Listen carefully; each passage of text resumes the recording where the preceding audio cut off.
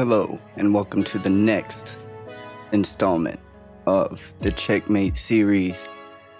This episode, we will be discussing Robert Downey Jr. and him taking a role as Dr. Doom in the MCU's newest future installment, Avengers Doomsday.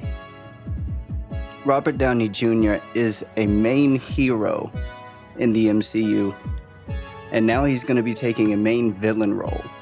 2 generations are going to be knowing him now for 2 different roles in the same universe.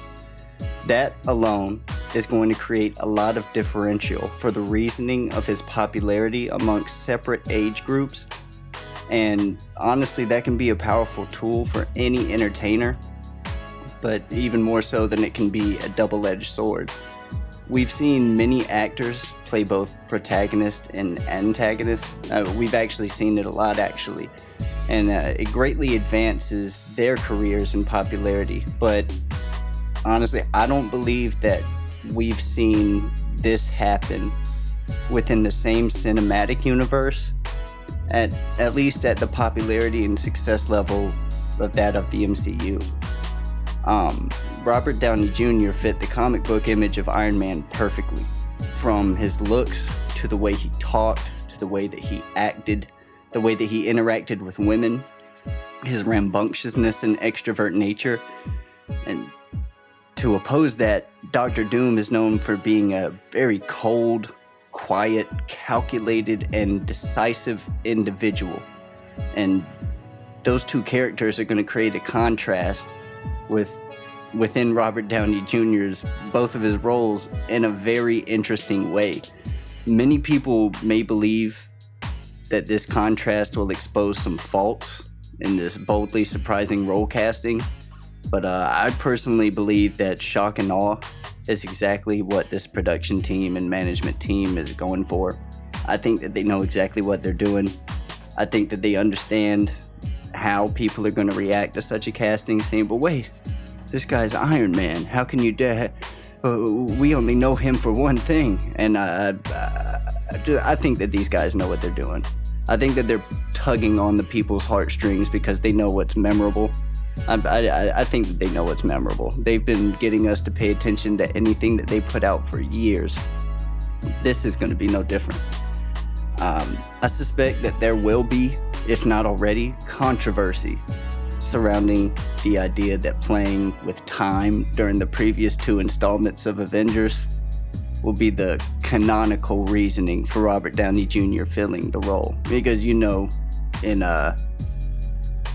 Infinity War and Endgame, they were going back in time, and I don't know, they were doing some crazy shit. Someone probably stepped on a butterfly. I suspect that maybe Thor kicked a rock down the hill and it toppled an anthill, and that this created the universe that we're going to know where Robert Downey Jr. is Dr. Doom. And I can already hear the conspiracy theories coming in. Every time I hop on Facebook, I see this story. I don't really look into what people say about it because I don't care what people say, but I can see exactly where everything is going, where everybody has something to say about it. They either love it, they either hate it, and the possibility for conspiracy is there. Regardless, the general public seems to be really stoked and buzzing about this casting, only really feeding to the hype that the casting itself has created. Needless to say, we're all watching history being made with the MCU, and that history is branching out past its own universe. I mean, this is pretty big. Robert Downey Jr. is going to be a hero and the villain in the same universe. Like the main people, he was the main good guy. Everybody knows Iron Man. Now he's going to be the main bad guy. Guess what? Everybody's going to know Dr. Doom too.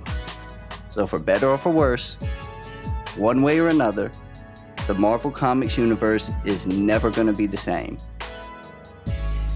I'm going to get my ticket. I highly recommend everybody gets their tickets for this one. I don't even watch TV. I don't have time for it. But, like I said, this is history being made. You may not be a movie-going person, but I can guarantee you this is going to be worth the watch. It's going to be one to remember. All right, that's been Checkmate.